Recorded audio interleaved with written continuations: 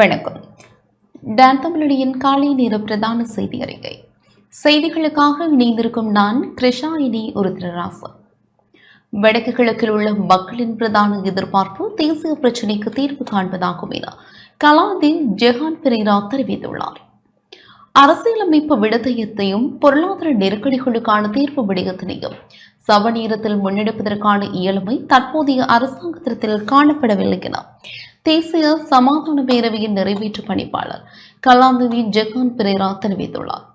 அரசாங்கம் பொருளாதார நெருக்கடிகள் தொடர்பில் முன்னுரிமை அளித்து கரிசனைகளை கொண்டு வந்தது என்று அமைச்சர் நலிந்த ஜாதச தெரிவித்த கருத்து தொடர்பில் தனது நிலைப்பாட்டை வெளிப்படுத்தும் போதே இவ்வாறு தெரிவித்தார். அரசாங்கம் அரசியலமைப்பு விடயத்தினை பொருளாதார விடயங்களை கையாண்டதன் பின்னர் கையாள்வதற்கு முனைகின்றது என்றும் கருதுகின்றேன். எனினும் அரசியலமைப்பு சம்பந்தமான விடயம் முக்கியமானது. வடக்கு கிழக்கில் உள்ள மக்களின் பிரதான எதிர்பார்ப்பு தேசிய பிரச்சினைக்கு தீர்வு காண்பதாகும். ஆகவே பொருளாதார விடயங்களுக்கு முன்னுரிமை அளிக்கும் அரசாங்கம் சமகாலத்தில் மாகாண சபைகளுக்கான தேர்தலை நடத்தி அவற்றை வினைத்திறனாக செயற்படுத்துவதனூடாக வடக்கு கிழக்கு மக்களின் நம்பிக்கையை வென்றடைக்க முடியும் என ஜெகான் பெரேரா தெரிவித்துள்ளார்.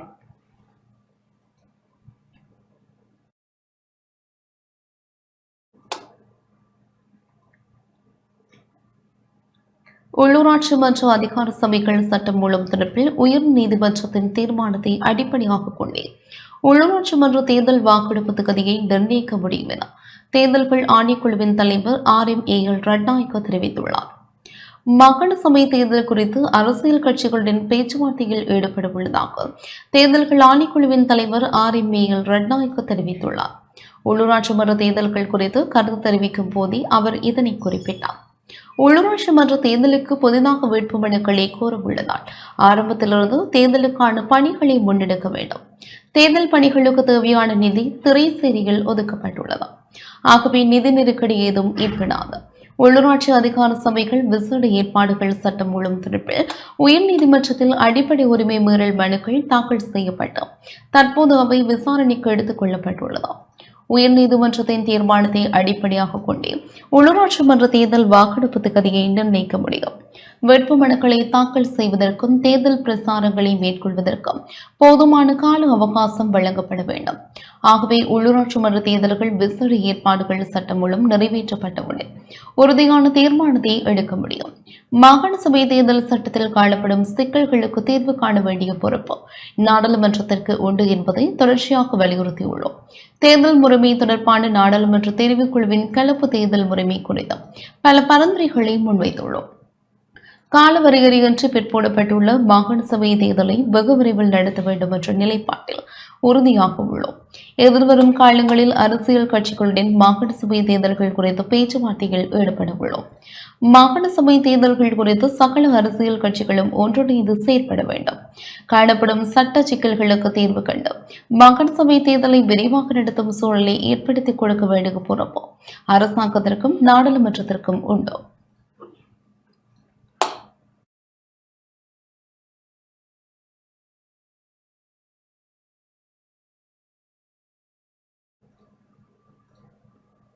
வெள்ளையை தாக்கத்தை உடனடியாக கட்டுப்படுத்துவதற்கான நடவடிக்கைகளை ஆரம்பிக்குமாறு வடக்கு மாகாண ஆளுநர் பணிபுரிய விடுத்துள்ளார். தென்னை மரத்தில் மாத்திரமல்லாது ஏனைய விவசாய பயிர்களிலும் வெள்ளையை தாக்கம் அவதானிக்கப்பட்டுள்ளதாகவும் அதனை உடனடியாக கட்டுப்படுத்துவதற்கான நடவடிக்கைகளை ஆரம்பிக்குமாறு வடக்கு மாகாண ஆளுநர் நாவண்ணா வேதநாயகன் பணிபுரிய விடுத்துள்ளார். வடக்கு மாகாண ஆளுநர் செயலகத்தில் விவசாயத்துறையினர் மற்றும் மாவட்ட செயலர்களுடன் நேற்று இடம்பெற்ற கலந்துரையாடலின் போது அவர் இவ்வாறு குறிப்பிட்டார். கடந்த காலங்களில் வடக்கு மாகாணத்தில் வேகமாக பரவிய வெள்ளையை தாக்கம் தற்போது மீண்டும் வர தொடங்கியுள்ளது. குளிரான காலநிலை காரணமாக அதன் தாக்கம் குறைவடைந்திருந்த நிலையில் தற்போது மீண்டும் அது பரவ தொடங்கியுள்ளது என அதிகாரிகள் சுட்டிக்காட்டினார். தென்னை மரத்தில் மாத்திரமல்லாத ஏனைய விவசாய பயிர்களிலும் அது பரவி வருவதாக சுட்டிக்காட்டப்பட்டது. விவசாய ஆராய்ச்சி திணைக்களத்தால் இதனை கட்டுப்படுத்துவதற்கான நடவடிக்கை ஆரம்பிக்கப்படுவதாக திணைக்களத்தின் மேல்திக பணிப்பாளர் குறிப்பிட்டார். தென்னை மரங்களில் பரவும் வெள்ளையை தாக்கத்தை தம்மால் கட்டுப்படுத்துவது சவாலானது எனவும் அதற்கு தென்னை பயிற்சிகை சபையின் உதவியை பெற்றுக் கொள்ளுமாறும் பணிப்பாளர் குறிப்பிட்டார்.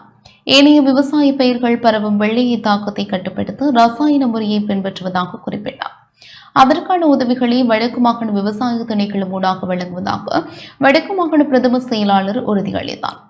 தென்னை பயிற்சிகை சபையினரையும் தென்னை பயிற்சிகை ஆராய்ச்சி அலகினரையும் அழைத்து விரைவில் சந்திப்பு நடத்தி இதனை கட்டுப்படுத்துவதற்கான செயற்பாட்டை துரிதமாக ஆரம்பிக்க நடவடிக்கை எடுப்பதாகவும் ஆளுநர் இதன்போது குறிப்பிட்டார்.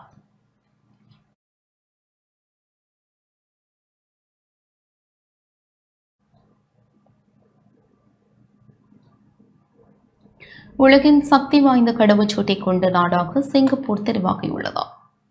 உலகின் மிகவும் சக்தி வாய்ந்த கடவுச்சீட்டை கொண்ட நாடாக சிங்கப்பூர் மீண்டும் பெயரிடப்பட்டுள்ளது. ஹென்லி கடவுச்சீட்டு இண்டெக்ஸ் வெளியிட்டுள்ள தரவரிசையில் இந்த விடயம் தெரிவிக்கப்பட்டுள்ளது. அதன்படி சிங்கப்பூர் குடிமக்கள் 193 நாடுகள் விசா இல்லாமல் பயணிக்க முடியும்.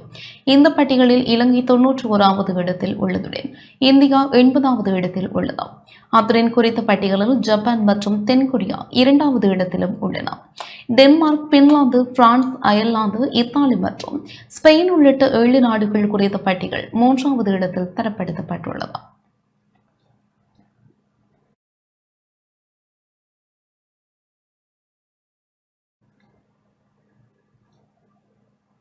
யாழ்ப்பாணம் நவாலியில் சாதனையாளர்கள் கௌரவிக்கும் நிகழ்வு இடம்பெற்றது. சாதனையாளர்களை கௌரவிக்கும் நிகழ்வு யாழ்ப்பாணம் நவாலியில் நேற்று இடம்பெற்றது. நிகழ்வில் தலைவர் பகீரதன் தலைமையில் நேற்று மாலை நிகழ்வு இடம்பெற்றது. இதன்போது புலமை பரிசில் பரீட்சையில் சித்தியடைந்த மாணவர்கள் கௌரவிக்கப்பட்டனர்.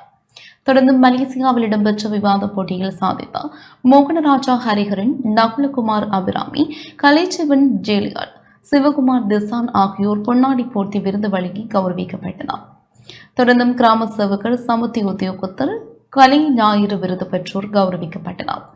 இந்த நிகழ்வில் யாழ் பல்கலைக்கழக பேராசிரியர் கலாநிதி ஜீனா பிரின்ஸ் ஜெயதேவன், யாழ் பல்கலைக்கழக இணை பேராசிரியர் ஏசி தவரஞ்சு, மன்னார் கட்டளை திணைக்கள பிரதம பொறியியலாளர் கானா கணேசமூர்த்தி, அதிபர்கள், ஆசிரியர்கள், நலன் விரும்பிகள், பெற்றோர்கள் என பலரும் இந்த நிகழ்வில் கலந்து கொண்டனர். அரசு தொடர்பில் 2000க்கும் மேற்பட்ட சுற்றிவளைப்புகள் நடத்தப்பட்டுள்ளன. நுகர்வோர் விவகார அதிகார சபை அரசு தொடர்பில் இதுவரை 2000க்கும் மேற்பட்ட சுற்றிவளைப்புகளை நடத்தியுள்ளதாக நுகர்வோர் விவகார அதிகார சபை தலைவர் ஹேமந்த் சமரகோன் தெரிவித்துள்ளார். அதிக விலைக்கு அரிசி விற்பனை செய்பவர்களை கண்டறிய வார இறுதி நாட்களிலும் இரவு நேரங்களிலும் தற்போது சுற்றிவளைப்புகள் முன்னெடுக்கப்பட்டு வருகின்றன. நுகர்வோர் விவகார அதிகார சபை அதிகாரிகள் நேற்று கொழும்பு புறக்கோட்டை பகுதியில் பல சோதனைகளை முன்னெடுத்ததுடன் அதிக விலைக்கு அரிசி விற்பனை செய்யும் வர்த்தகர்களை சட்டத்தின் முன் நிறுத்துவதற்காக பல விசேட நடவடிக்கைகளையும் மேற்கொண்டனர். மொத்த விற்பனை அரிசி கடைகள் சோதனை செய்யப்பட்டதுடன் அதிக விலைக்கு அரிசியை விற்பனை செய்யும் கடைகளின் உரிமையாளர்கள் மீது சட்டத்தை கடுமையாக அமல்படுத்தவும் நடவடிக்கை எடுக்கப்பட்டுள்ளது. கட்டுப்பாட்டு விலையை மீறுதல் மற்றும் விலையை காட்சிப்படுத்துவதற்காக வழக்குகளை தாக்கல் செய்ய அதிகார சபை நடவடிக்கை எடுத்துள்ளது. அதிக விலைக்கு அரிசி விற்பனை செய்ததாக நீதிமன்றத்தின் குற்றவாளியாக நிரூபிக்கப்பட்டார் ஒரு தனிப்பட்ட வணிகத்திற்கு 1 லட்சம் ரூபாய் முதல் 5 லட்சம் ரூபாய் வரையிலும், ஒரு நிறுவனத்திற்கு 5 லட்சம் ரூபாய் முதல் 50 லட்சம் ரூபாய் வரையிலும் அபராதம் விதிக்கப்படலாம் என நுகர்வோர் விவகார அதிகார சபை தலைவர் ஹேமந்த் சமரகோன் குறிப்பிட்டார்.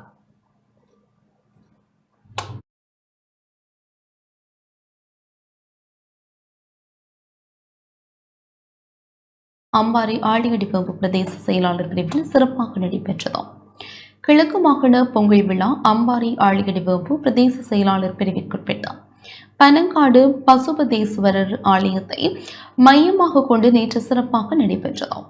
கிழக்கு மாகாண கலாசார பண்பாட்டல்வர்கள் திணைக்களமும் ஆழியடிவம்பு பிரதேச செயலகமும் இணைந்து கிழக்கு மாகாண பண்பாட்டல்வர்கள் திணைக்களத்தின் பணிப்பாளர் எஸ் நவநீதன் தலைமையில் ஆழியடிவம்பு பிரதேச செயலாளர் ஆர் திரவியராஜ் ஒருங்கிணைப்பில் பொங்கல் விழாவை ஏற்பாடு செய்திருந்தனர். விழாவில் கிழக்கு மாகாண ஆளுநர் ஜெயந்தலால் ரெட்னசேகர் மற்றும் அம்பாறை மாவட்ட அரசாங்க அதிபர் ஜிந்தக அபய விக்ரம ஆகியோர் கலந்து கொண்டனர். பாரம்பரிய முறையில் நெல் அறுவடை செய்யப்பட்டு ஊர்வலமாக எடுத்து வரப்பட்ட பொங்கல் நிகழ்வு இடம்பெற்றது.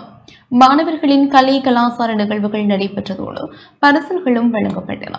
கிழக்கு மாகாண கால்நடை வைத்திய பணிப்பாளர் நசீர், ஆழியடிவம்பு பிரதேச செயலக உதவி செயலாளர் ஆர் சுபாகர், அம்பாறை மாவட்ட கலாசார உத்தியோகத்தர் ஏஎல் தௌபே, இராணுவ உயர் அதிகாரிகள், திணைக்கள தலைவர்கள் என பலரும் நிகழ்வில் கலந்து கொண்டனர்.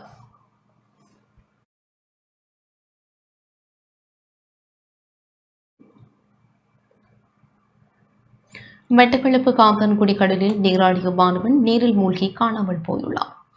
மட்டக்களப்பு காத்தான்குடி கடலில் நேற்று மாலை நீராடிக் கொண்டிருந்த மாணவன் நீரில் மூழ்கி காணாமல் போயுள்ளார்.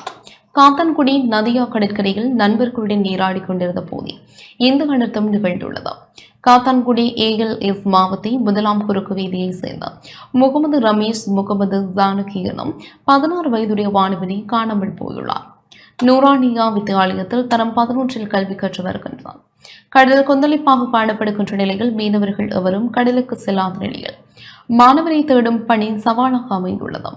காத்தான்குடி போலீசார் விசாரணைகளை மேற்கொண்டு வருகின்றனர்.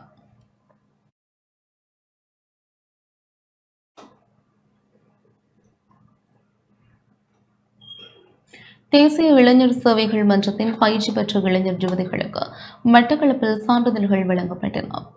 இளைஞர் விவகார விளையாட்டுத்துறை அமைச்சின் தேசிய இளைஞர் சேவைகள் மன்றத்தின் பயிற்சி பெற்ற இளைஞர் யுவதிகளுக்கான சான்றிதழ் வழங்கும் நிகழ்வு மட்டக்களப்பு கல்லடி விபுலானந்தா அழகிய கட்டிகைகள் நிறுவக ராஜதுறை அரங்கில் நேற்று இடம்பெற்றது.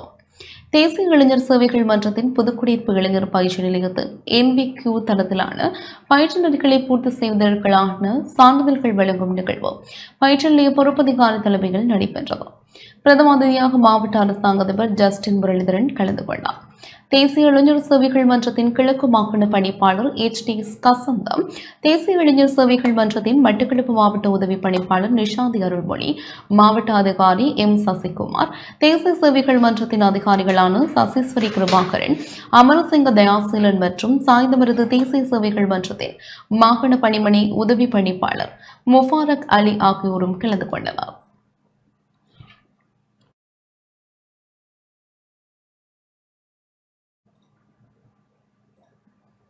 மனித மூலதனத்தை மேம்படுத்த எதிர்பார்த்துள்ளதாக பிரதி அமைச்சர் நலன் ஹெகவே தெரிவித்துள்ளார்.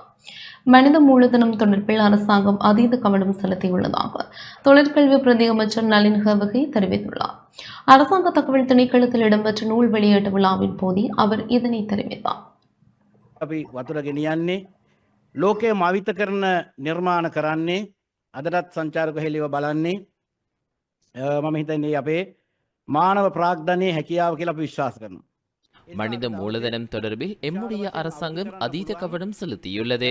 நாட்டின் மனித மூலதனத்தை அதிகரிக்க வேண்டும். அதனை கருத்தில் கொண்டு அரசாங்கம் அமைச்சுக்களை பிரித்த தருணத்தில் கல்வி, உயர்கல்வி மற்றும் தொழிற்கல்வி அமைச்சுக்களுக்கு முக்கிய இடம் வழங்கியுள்ளது.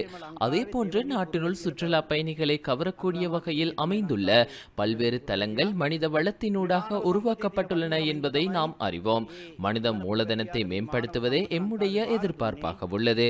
உலக தொழில் சந்தைக்கு ஏற்ற மனித வளத்தை உருவாக்குவதே எம்முடைய எதிர்பார்ப்பாக உள்ளது. බෙදීමේදී විද්‍යාත්මක පදනමක් මත අධ්‍යාපන උසස් අධ්‍යාපන வெளிநாட்டு சிகரெட் தொகையுடன் இருவர் கைது செய்யப்பட்டுள்ளனர். சட்டவிரோதமான முறையில் நாட்டிற்கு கடத்த முற்பட்ட சிகரெட் தொகையுடன் சந்தேக நபர்கள் இருவர் கைது செய்யப்பட்டுள்ளதாக போலீசார் தெரிவித்துள்ளனர். குருணாகலை போலீஸ் விசேட அதிரடிப்படையினர் மாவட்ட கம்ம போலீசாருடன் இணைந்து புரககாதனிய சந்திக்கு அண்மையில் முன்னெடுத்த விசேட சுற்றிவளைப்பு நடவடிக்கையின் போதே இந்த கைது நேற்று இடம்பெற்றுள்ளது. இதன்போது வரி செலுத்தாது நாட்டினுள் கடத்த முற்பட்ட 3800 வெளிநாட்டு சிகரெட் பறிமுதல் செய்யப்பட்டுள்ளன. அதேவேளை கைது செய்யப்பட்ட சந்தேக நபர்கள் 59 மற்றும் 30 வயதுடையவர்கள் வத்தேகம பகுதியைச் சேர்ந்தவர்கள் என தெரிய வந்துள்ளது. மாவட்ட கம்ம போலீசார் விசாரணைகளை முன்னெடுத்துள்ளனர். வீதி புனரமைப்பு பணிகள் காரணமாக புத்தளம் ரயில் பாதையில் ரயில் கடவைகள் மூடப்படும் என அறிவிக்கப்பட்டுள்ளது. குருணாகல் புத்தளம் வீதி புனரமைப்பு பணிகள் காரணமாக புத்தளம் ரயில் பாதையின் 55வது மைலில் உள்ள ரயில் கடவை மூடப்படும் என இலங்கை ரயில்வே திணைக்களம் தெரிவித்துள்ளது. குருணாகல் புத்தளம் பாதையில் மேற்கொள்ளப்படும் புனரமைப்பு பணிகள் காரணமாக நாட்களில் ரயில் கடவை முழுமையாக மூடப்படும். எந்த வகையில் நேற்றும் இன்றும் புனரமைப்பு பணிகள் இடம்பெறும் வேளையின் போது மாத்திரம் அவ்வப்போது ரயில் கடவை மூடப்படும். இதன்போது இடம்பெற்று வருகின்ற போக்குவரத்து நெரிசலை தவிர்க்கவும் சிரமத்தை குறைக்கவும் மாற்று வழிகளை பயன்படுத்துமாறு பொதுமக்கள் அறிவுறுத்தப்பட்டுள்ளனர்.